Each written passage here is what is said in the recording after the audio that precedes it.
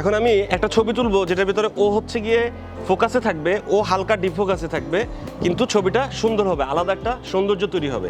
সেক্ষেত্রে আমাকে ফোকাস পয়েন্টটা ঠিক করে দিতে হবে। এখন যদি সেম ছবিটার ফোকাস পয়েন্ট আমরা উল্টা করি তাহলে কি দাঁড়ায় দেখেন।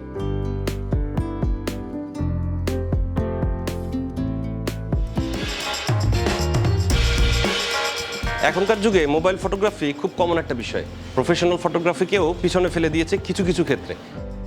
ফেসবুক, ইউটিউব সহকারে সব জায়গাতেই ভিডিও কন্টেন্ট যে তার মধ্যে ম্যাক্সিমামই আছে এখন মোবাইল দিয়ে। তার কারণ হচ্ছে মোবাইলটা অনেক হ্যান্ডলি, মানে আমরা যে কোনো সময় যে কোনো জায়গায় বসে ব্যবহার করতে পারি। তো সেই মোবাইল ফটোগ্রাফির কিছু টিউটোরিয়াল আমরা আজকে দেখছি, যে বিষয়গুলো আমরা যদি খেয়াল করি তাহলে আমাদের মোবাইল ফটোগ্রাফি অনেক ভালো হবে এবং আমরা চাইলেই পারবো যে কোনো প্রফেশনাল জায়গায় এই ফটোগ্রাফিগুলো ইউজ করতে। এর আগে ছোট্ট করে বলে রাখি, আমাদের কিন্তু বড় বাজার তৈরি হচ্ছে ডিজিটাল কন্টেন্টের। সেই বাজারে আমরা যে কোনো সময় মোবাইল ফটোগ্রাফি বা মোবাইল ভিডিওগ্রাফি দিয়ে কন্টেন্ট ক্রিয়েট করে আয় করতে পারি। তো আমাদের প্রথমে যেটা করতে হবে সেটা হচ্ছে ফটোগ্রাফি করার জন্য আমাদের বেসিক কিছু রুল জেনে নিতে হবে। তার মধ্যে বেশ কয়েকটা বিষয়ই আমরা আজকে দেখব, একেবারে বেসিক বিষয়। আপনারা জাস্ট অল্প একটু প্র্যাকটিস করলেই এগুলো শিখে ফেলতে পারবেন। প্রথম আমি যেটা বলবো সেটা হচ্ছে rule of third. Guideline follow করে আপনাকে ছবিগুলো তুলতে হবে। যেমন আপনার মোবাইল ফোনের সেটিংসে যে দেখবেন গ্রিড লাইন নামে একটি অপশন আছে, সেটা অন করে দিবেন। দেওয়ার পর এই যে দাগগুলো আসবে, এই দাগের ভিতরে আপনার সাবজেক্ট রেখে ছবি তুলবেন। এটা একেবারেই বেসিক একটা বিষয় এবং খুব সহজ একটা বিষয়। শুরুতে রাখা শুরু করুন, আস্তে আস্তে আপনার এটা প্র্যাকটিসে চলে যাবে এবং তখন আপনার ছবিগুলোর মধ্যে একটা এক্সট্রা ব্যালেন্স, একটা এক্সট্রা সৌন্দর্য তৈরি হবে। তো প্রথমে আমাদের এই লাইনগুলো খেয়াল করতে হবে এবং সেই লাইনগুলো খেয়াল করার আগে অবশ্যই আমরা আমাদের মোবাইল ক্যামেরার যে কাজগুলো আছে এগুলো পরিষ্কার করে নিব। এগুলো পরিষ্কার করার জন্য আমরা ব্যবহার করতে পারি আমাদের চশমার সাথে যে কাপড়টা দেয় সেই কাপড়টা। দুই একটা কাপড় পকেটের কোণে রেখে দিলাম, কারণ হচ্ছে এই মোবাইলটা যখন আমরা পকেটে রাখি এটার ভিতরে বিভিন্ন ধরনের ধুলো ঢুকে থাকে। সেই ধুলোগুলো আমরা শুরুতে পরিষ্কার করে নিব, তারপর আমরা ছবি তুলব। তো চলুন, আমাদের সাথে কিছু মডেল আছে, আমরা ওদের কিছু ছবি তুলি এবং বোঝার চেষ্টা করি মূলত ছবি তোলার সময় আমাদের বেসিক একেবারে কি কি বিষয়গুলো খেয়াল রাখতে হয়। এটা একটু এদিকে আসো, এখানে এসে দাঁড়াও। শৈল্পিক ভাবনার একটা ব্যাপার আছে, মানে ছবিটা কিভাবে তুললে ভালো হবে এই জিনিসটা আমাকে একটু বুঝতে হবে। এবং তার আগে যেটা বুঝতে হবে সেটা হচ্ছে কোন অ্যাঙ্গেলে ছবি তোলাটা খুব বেশি ভালো। মানে আমি এভাবেও তুলতে পারি ছবি, আবার এভাবেও তুলতে পারি, দুইটা অপশনই আমার হাতে আছে। তো এটা হচ্ছে পোয়েট্রি মুড, এটা হচ্ছে ল্যান্ডস্কেপ মুড। ল্যান্ডস্কেপ মুডে আমি কখন ছবি তুলবো? যখন আমার পেছনে বিশাল একটা ব্যাকগ্রাউন্ড, সাবজেক্টের পিছনে বিশাল একটা ব্যাকগ্রাউন্ডকে আমি দেখানোর চেষ্টা করব, তখন আমি ল্যান্ডস্কেপ মুডে ছবি তুলবো। আমাদের এটা অনেক সময় ভুল হয় যে আমরা বড় কোনো জায়গায় যখন পিছনে খুব সুন্দর একটা জায়গা আছে সেই জায়গাটাকে আমরা ছবিতে ইউজ করতে পারি না। এইভাবে একটা ছবি তুলে নিয়ে আসি, পিছনের জায়গাটা তেমন দেখা যায় না। সো আমাদের চেষ্টা করতে হবে ওই সময় এইভাবে ছবি তুলতে। আবার যখন আমরা পোয়েট্রি তুলবো, মানে যখন একটা মানুষকে ফোকাস করবো বা একটা সাবজেক্টকে ফোকাস করবো, তখন আমাদের অবশ্যই পোয়েট্রি মোডে ছবি তুলতে হবে, মানে এইভাবে লম্বা করে ধরে তুলতে হবে। আমি দুটো ছবি তুলে দেখাচ্ছি, আপনারা দুটো ছবি খেয়াল করবেন।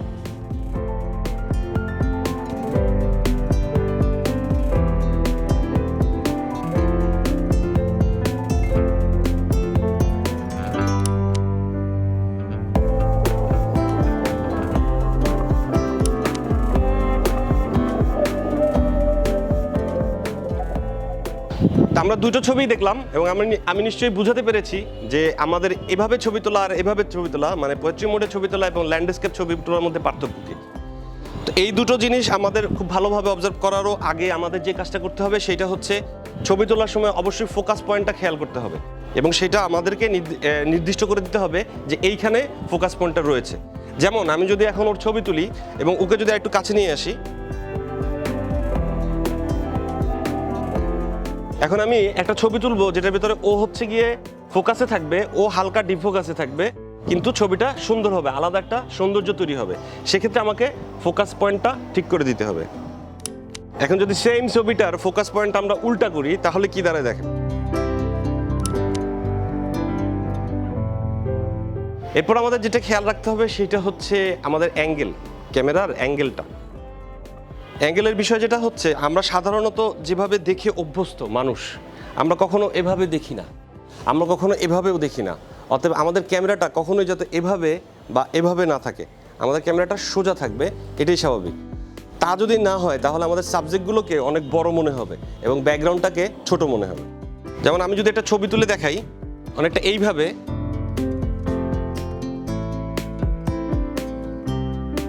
এটা আমার অ্যাঙ্গেলটা ঠিক নেই, আমার এই ক্যামেরাটা এইরকম করা ছিল। আবার আমি সোজা করে তুলি,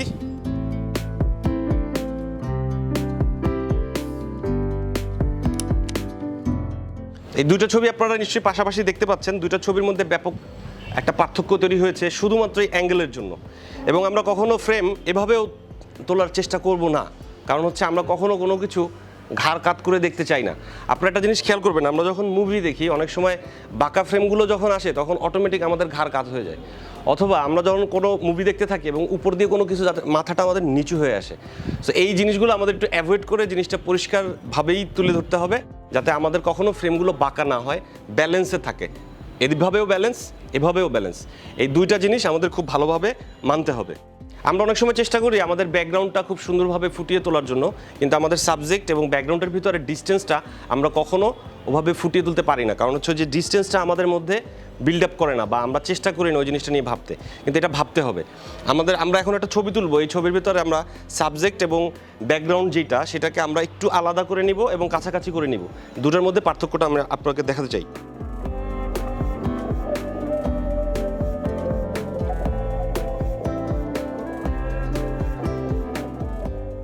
এই ছবিটাতে আপনারা দেখতে পাচ্ছেন আমি সাবজেক্ট, তুমি একটু আমার দিকে এদিকে তাকাও, এদিকে, হ্যাঁ, আমি এই সাবজেক্টটাকে নির্দিষ্ট করে দিলাম, যার কারণে সেখানে লাইট এবং ফোকাস নিয়ে নিল, পিছনটা ব্যাকগ্রাউন্ডটা আমাদের হয়ে গেছে, মানে ডিফোকাস হয়ে গেছে।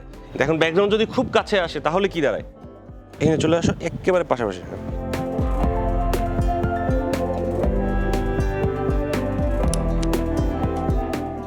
দুইটা ছবি পাশাপাশি আপনারা দেখতে পাচ্ছেন, এতে দেখা যাচ্ছে যে আরেকটা ছবিতে ব্যাকগ্রাউন্ডটা যখন খুব কাছে চলে এসেছে তখন আসলে মোবাইল ফোন বা ক্যামেরাটা বুঝে উঠতে পারতেছে না কোনটা ব্যাকগ্রাউন্ড এবং কোনটা সাবজেক্ট, যার কারণে ও দুটো জিনিস কনফিউজ করে ফেলছে এবং ব্যাকগ্রাউন্ডটাকে ঘোলা করতে পারছে না।